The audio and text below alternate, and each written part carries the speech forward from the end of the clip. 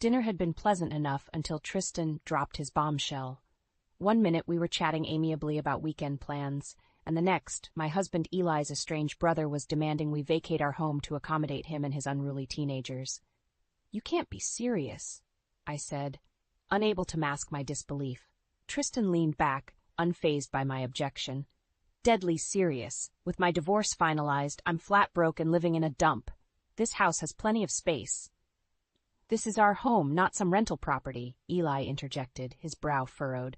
"And I'm your flesh and blood, little brother." Tristan shrugged, popping another bite of chicken into his mouth.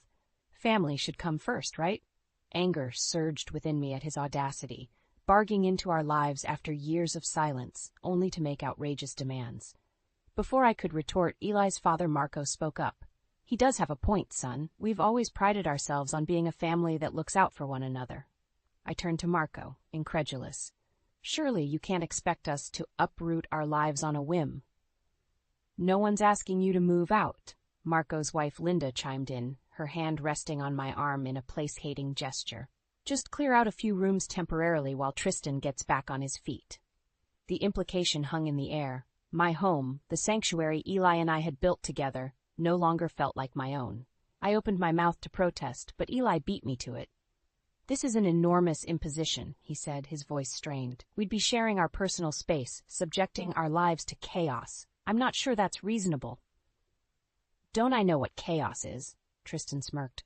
"Raising 2 kids alone after Jenna took off? Trust me, you'll barely notice we're here." My fists clenched beneath the table. I'd already noticed his arrogance, his assumption that we owed him something. Entitlement oozed from his every word and indifferent shrug, casting our 7 years of hard-earned achievements into the shadows. "Renee?" Eli's voice snapped me from my fuming thoughts. "What do you think?" All eyes turned to me, expectant. In that moment I understood this went deeper than a brother's appeal. It was a test, one that would define boundaries, assert wills, and challenge loyalties. My mouth set in a grim line. I chose my next words carefully. "If this arrangement goes ahead, it can only be temporary. We're already considering expanding our family, and we'll need the space soon enough." It wasn't what I wanted to say, but it bought me time to refuse this ludicrous demand more emphatically. Because one thing was certain, I would not allow Tristan's self-inflicted misery to derail the life Eli and I had built. Not without a fight. Over the following days, Tristan's audacious request burrowed under my skin like an insidious splinter. Despite my objections, our resolve crumbled in the face of Marco and Linda's insufferable insistence. "He's family," Linda said, more statement than plea. "We raised you boys to look out for each other." I bit back a scathing retort, Tristan's smug smirk taunting me from across the room as he sprawled on our couch. His casual occupation of our space presaged the invasion to come. "Mother, that works both ways," Eli said, his diplomatic tone failing to mask his frustration. "Tristan has been absent from our lives for years. Now he waltzes back demanding concessions? It's not reasonable."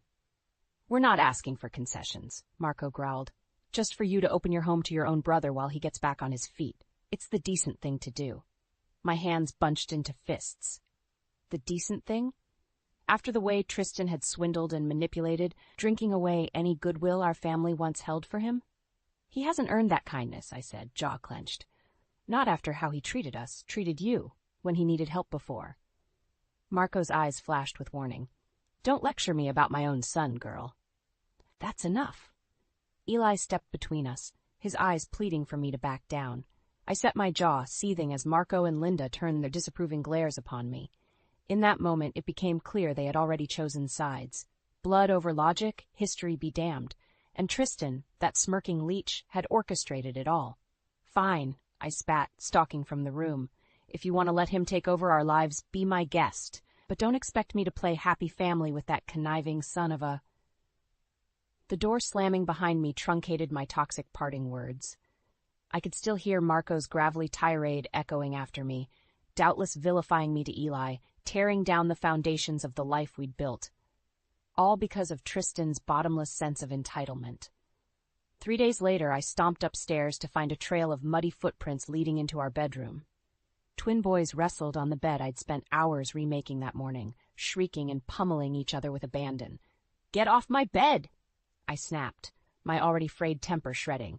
And stay out of this room. Our room now, too, the lankier one shot back without missing a beat.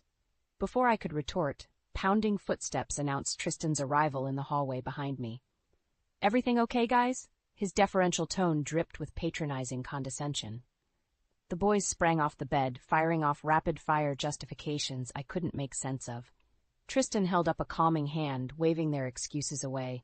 Easy now, you're just making yourselves at home, like we agreed. His gaze met mine, a subtle challenge burning in those cold blue irises. I opened my mouth to object, but he barreled on, draping his arm across my shoulders in a mockery of camaraderie. But we should respect Renee's space too, fellas. There's no need for conflict if we all just... He trailed off, eyebrows raised in sardonic expectation. I ground my teeth, flushing with humiliation. Squirming from his grasp, I turned on my heel and stormed off once more, his soft chuckle echoing like sharpened steel down the hallway. The first blow had been struck, and it cut deeper than I could have imagined. In the following weeks, Tristan and his hellspawn twins treated our home like a circus tent. Doors slamming, raucous shouting, even drug paraphernalia left carelessly in plain sight. Nothing was off limits in their brazen disrespect. "Those are roaches, Mom," one of the little monsters shouted one evening, waving a baggie of dried leaves in my face. "Kill it!" Tristan merely chuckled, plucking the bag from his son's fingers. "Don't hassle your Aunt Bryce. It's just a little herbal refreshment for dear old Dad." My teeth ground together until my jaw ached. Aunt, as if I'd ever grant them that familiarity. "Get that out of my house," I hissed, snatching the contraband away, "and get them under control." Tristan smirked, that ever-present curl of his lips that made me want to slap it off his face. "Tell you what, you take care of disciplining my kids, and I'll start listening to you. Deal?" I recoiled, disgust churning in my gut. Of course. Push me to my limits, then dangle respect as a reward for bending to his way. Rotten to the core. The worst was when they barged into our bedroom at all hours, boundaries be damned.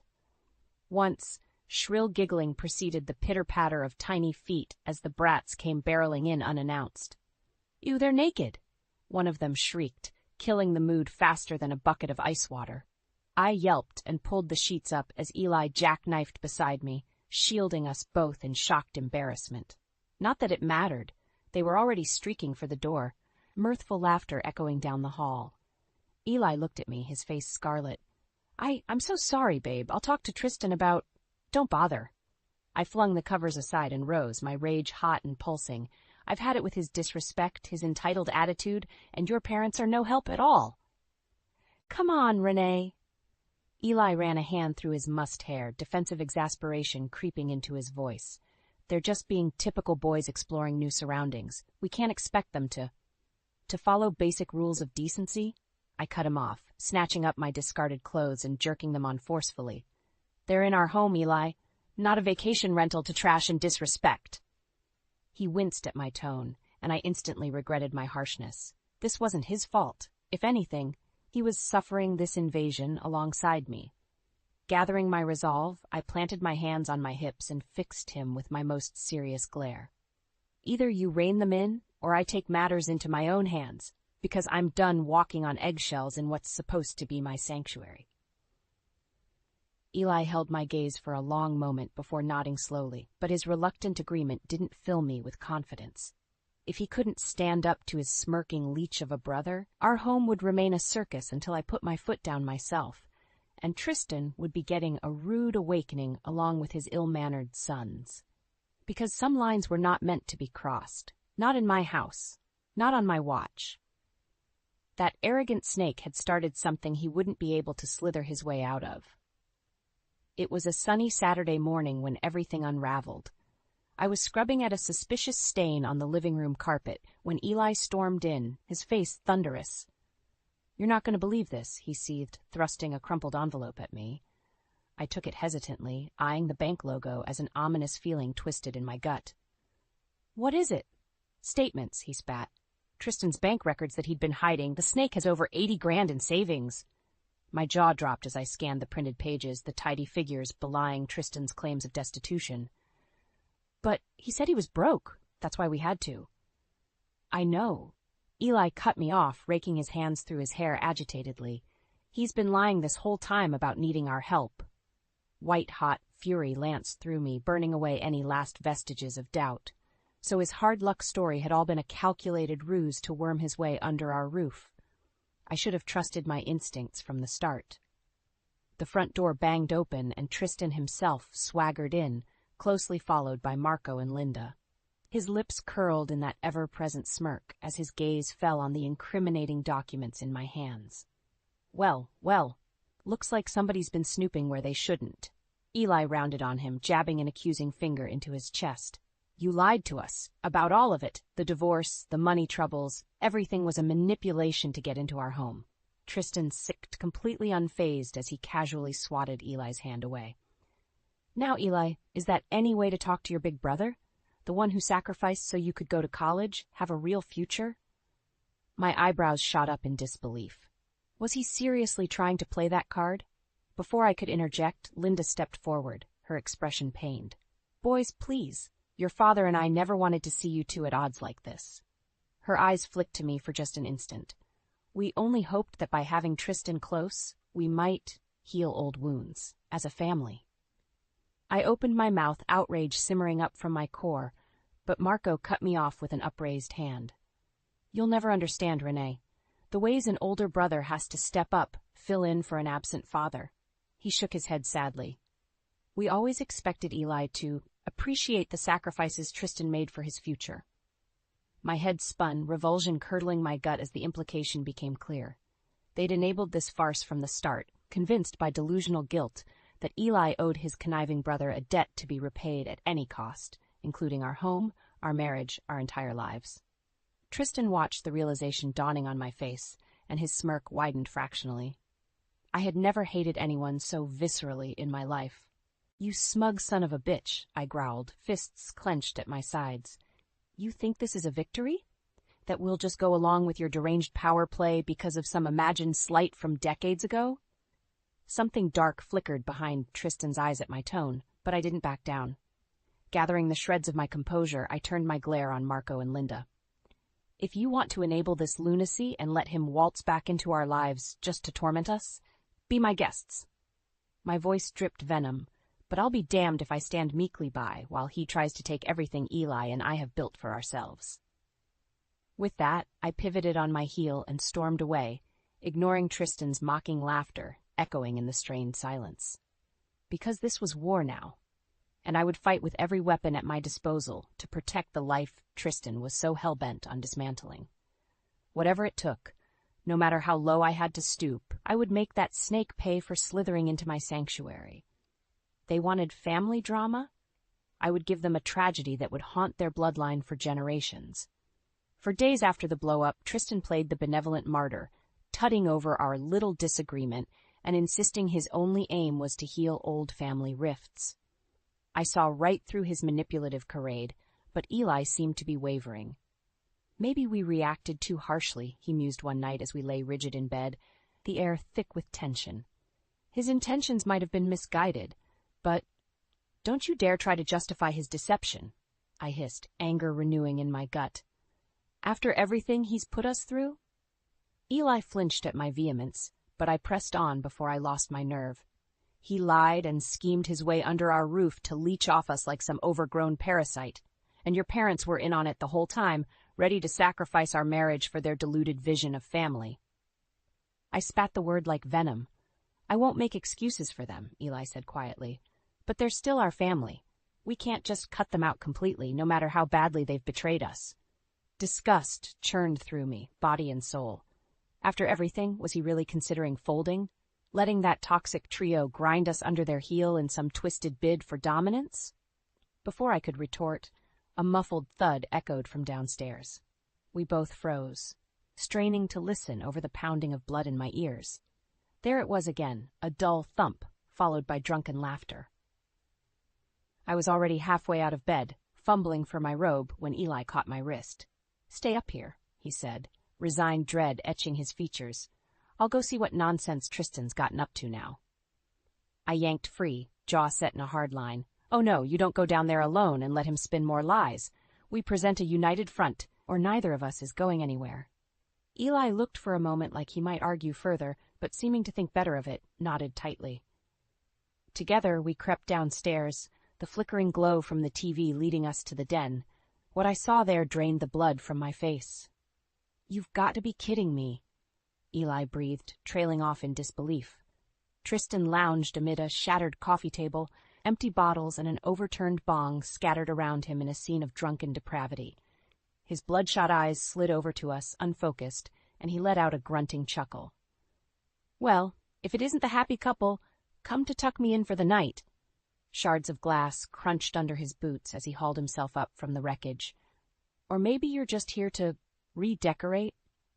Before either of us could respond, one of his sons, I never could tell which little monster was which, came careening around the corner holding the shattered remains of a ceramic vase aloft.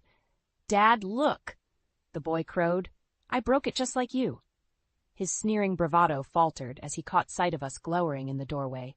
A sheepish half-grin split his face as he let the shattered pieces tumble from numb fingers. "Showed me," he finished lamely. I couldn't breathe, couldn't move. This disrespect, this blatant desecration of our property, crossed a line too far. And in that frozen silence filled only by the static crackle of broken glass settling, I knew with soul-deep certainty that enough was enough. "Get out." The words emerged in an icy rasp, my numb lips scarcely able to form them. Tristan blinked, swaying slightly on his feet as he processed my quiet demand. "Come again, sweet sister." He slurred with transparent mockery. "You heard me." I rounded on him, fury blazing forth from its banked embers. "Get your drunken carcass out of my house and take your delinquent shit-stains with you." Tristan's laugh was a hollow bark. "Your house, in case you've forgotten, we were invited in." "And now you're uninvited." I was shaking with rage. "You've brought nothing but disrespect and destruction into our lives, just like always." Eli laid a calming hand on my shoulder, but I shrugged free. I was beyond consoling at this point. "You want this place so badly?" I advanced on Tristan, prodding his sagging chest with each heated word. "Then you can have your precious hollow victory over us. We're leaving." Tristan blinked again, his bravado cracking under the weight of my tirade. When he finally found his voice, it held a petulant whine. "But the rent said this place was supposed to go to me eventually. They promised—" I issued a bark of humorless laughter. "See, that's where you're delusional. This is our home, mine and Eli's, and any last shred of family just shriveled up and died on this wrecked coffee table, you arrogant, depraved sack of—" Words failed as I choked on the sheer caustic loathing clogging my throat. I spun away, only to find Eli watching me with an inscrutable expression. "You're serious," he said, a statement of realization rather than a question. "You really want to walk away from everything?" I held his gaze, letting the tumult of hurt and rage and bitter vindication thunder through my veins. Finally, a single nod cemented my vow. "From them? Absolutely. Starting fresh is the only way to sever this poison from our lives." A muscle ticked in Eli's jaw as his own internal struggle played out behind impassive eyes. Then, after an endless moment, understanding washed over his features. He pulled me into a searing kiss, desperate and needful and alive with the promise of a new future, unfettered by the shackles of our pasts. As he released me, eyes burning with renewed determination, I knew he had made his choice. And despite the collateral damage it would wreak, I had never been so thrilled to cut every last tie to toxic family in my life. In the wake of our blowout with Tristan, Eli and I operated like a pair of vengeful ninjas. While he packed our essentials with grim determination, I got to work laying the groundwork for our counterstrike. First order of business: documentation. I compiled a meticulous file detailing every instance of Tristan's manipulation, substance abuse, and deliberate destruction of our property. The shattered coffee table, that mysteriously appearing joint in my teen nephew's room, I left no damning stone unturned. Next, I reached out to a family law expert. After outlining the situation, she advised us to secure hard evidence of Tristan's chicanery and mount a legal offensive if he refused to vacate. "Having your in-laws' tacit approval means nothing if you can prove he deceived you through fraud," she said crisply. "The court will side with the lawful deed holders in a heartbeat if you have your ducks in a row." Challenge accepted. Within days I had bank statements, testimony from our neighbors about the twin terrors' delinquency, and copied Tristan's illicit texts arranging, shall we say, unscrupulous business dealings. "You seem to have this well in hand," the lawyer said, arching one neatly plucked eyebrow as she thumbed through my dossier of evidence. "Though I have to ask, is taking the metaphorical nuclear option really necessary?" I fixed her with a look that could freeze hellfire. "This is about more than property rights or tenancy laws. It's about preserving my marriage, my future family, from being bulldozed by entitlement and malice in the name of keeping it in the family." My lip curled with contempt. "If nuking a few burned bridges is required to cut that cancer out for good, you're damn right it's necessary." To her credit, the lawyer didn't flinch from my venom. A faint smile tugged at the corner of her mouth as she closed the file. "Then let's itemize the next salvo in your counter-offensive, shall we?" By the time Eli and I assembled our escape bags by the front door, I had a 7-point stratagem plotted out down to the finest detail. We would systematically dismantle Tristan's scheme, expose the depth of his perfidy to his enablers, and, if necessary, remove ourselves from the line of entitlement once and for all. "Scorched earth," Eli murmured as I outlined my battle plan over coffee one morning. "You're not pulling any punches." I set my jaw, feeding off the vindication thrumming through my veins. Why should I?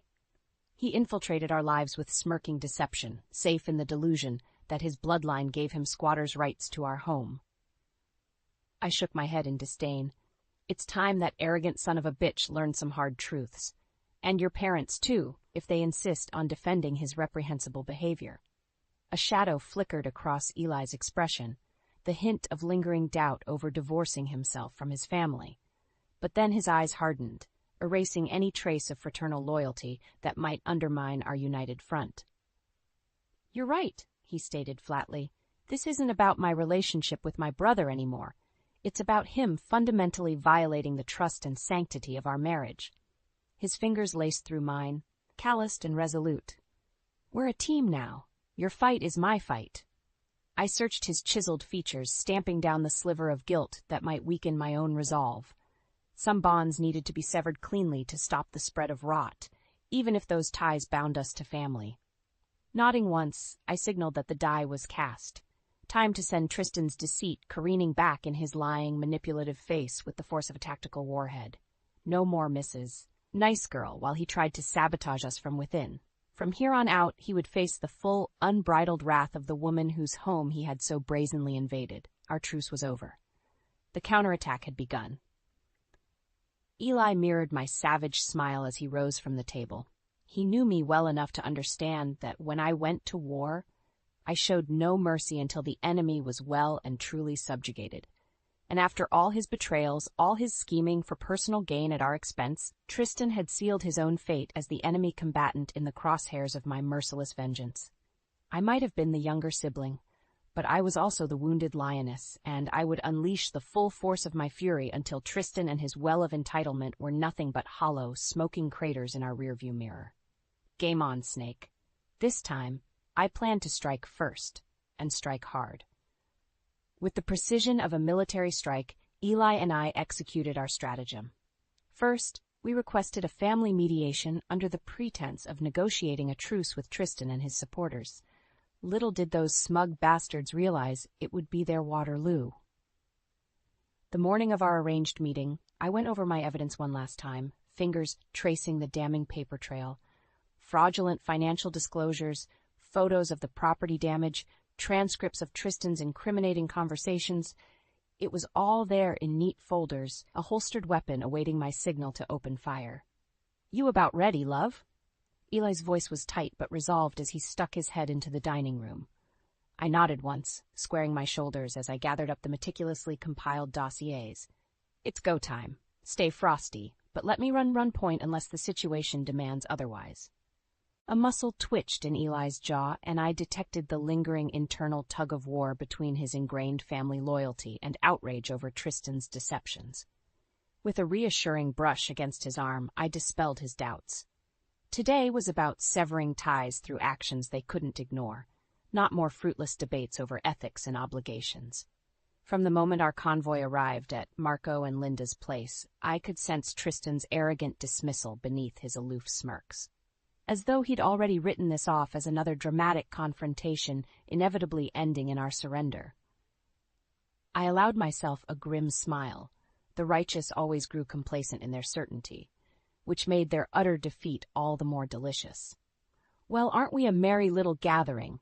Tristan drawled, slouched in the armchair with a tumbler of something amber sloshing over the rim. "So wonderful you two decided to rejoin the family after your little rebellion." Eli tensed beside me, his jaw clenched, but I squeezed his hand in a silent warning. "Don't take the bait." "Not yet." "Indeed," I said, keeping my tone mild and even. "We've had time to reflect and think things through more rationally, which is why we propose this meeting, to get everything out on the table, clear the air once and for all." Tristan barked a laugh, but Marco and Linda exchanged cautious looks, their defenses instinctually rising. I hid my smile. They suspected something was afoot, but had no idea of the firestorm about to be unleashed. "By all means, get it all out there," Marco rumbled, leaning back with arms crossed in a subconscious display of false bravado. "We're listening." "As a family should," Linda added in a placating tone, ever the peacekeeper. My lip curled fractionally. If she thought soft words could soothe the open wound her betrayal had inflicted, she was sorely mistaken. These people dealt in delusions and convenient fictions to soothe their conscience. Their mistake was thinking I would ever indulge such self-serving fantasy again. Not after they shattered my worldview with the harsh reality of their perfidy. The gloves were off, replaced by the cold steel of justifiable vengeance.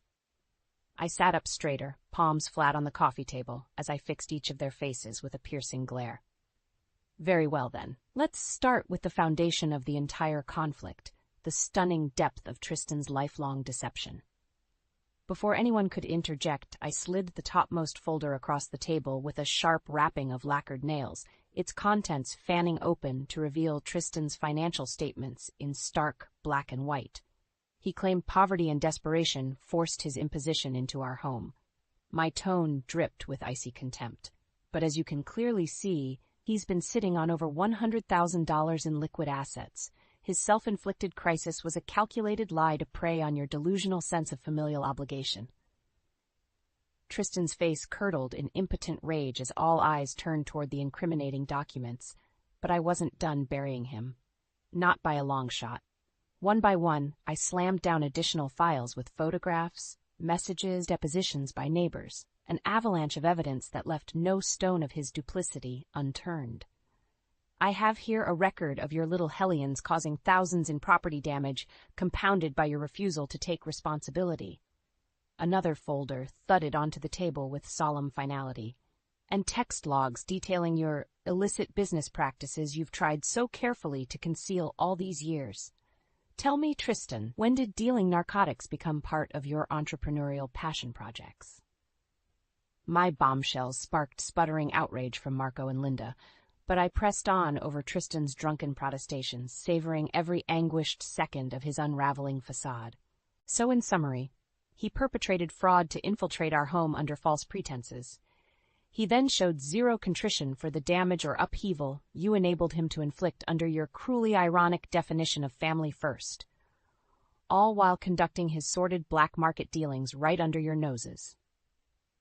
Silence hung thick as a pall as I finished my tirade, chests heaving and eyes blazing out from faces locked in expressions of abject horror and shame. I let the weight of their complicity in this moral and legal sinkhole sink in, delighting in their gasps and stammered objections. Tristan alone remained defiant, his mask of enraged arrogance slipping one trembling fraction at a time as he registered the gravity of what I'd unleashed. This is madness," he growled through clenched teeth. "These embellishments and forgeries do nothing but attempt to assassinate my character." I laughed then, a harsh, barking sound that silenced his bluster. "Keep telling yourself that, you delusional, depraved has-been," I hissed, leaning across the table to impale him with every razor-edged syllable. "But we both know the truth. You're a cancer that's been metastasizing unchecked in this family for decades. And now?" I held his withering glare with formidable scorn. "We're going to cut you out for good." In the aftermath of our explosive reveal, events unfolded with brutal swiftness. Tristan's toxicity was laid bare for all to see. The duplicity, the substance abuse, the web of shadowy business dealings. With the unvarnished truth exposed, the family united in unceremoniously severing ties with him. "I want nothing more to do with you," Marco growled, looking every bit his age, as the weight of disillusionment sagged his shoulders. "You've disgraced this family for the last time." For once, Tristan held his tongue, the anger and arrogance drained from his face. He moved through the house in a disbelieving daze as Eli and I oversaw his departure. I took petty satisfaction in watching him pack his paltry belongings. His empire of deception crumbled to ashes around him. My stay was blessedly brief. Linda offered a tearful farewell laden with regret, but whatever pleas for reconciliation she might have planned withered after one look at my stony indifference. They were lucky I didn't dredge up the legal ramifications of enabling Tristan's narcotics business. "Time to go, leech," I stated flatly as Tristan's final box thudded into the trunk of his sedan, "and if I ever see your weaselly face again, there'll be cops involved."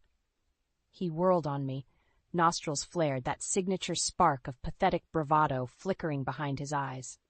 For an instant, I entertained the wild notion he might strike me.